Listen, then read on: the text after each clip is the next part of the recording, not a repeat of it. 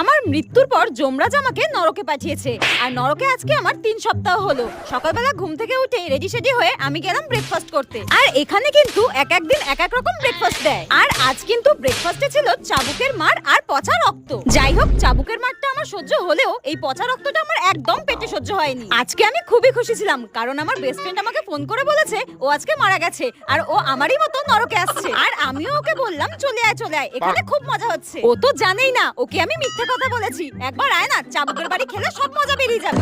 আর যেতে যেতে হঠাৎ আমার রিমঝিমের সঙ্গে দেখা। ওর আজকে শাস্তি শেষ হয়ে যাচ্ছে, আর ও আমাকে বলল টাটা, আমি নরক থেকে বিদায় নিচ্ছি। পরের জন্মে আমাকে যমরাজ বলেছে কুকুর বানাবে। আর আমি বললাম কেন, তোকে কুকুর বানাবে কেন, মানুষ বানাবে না?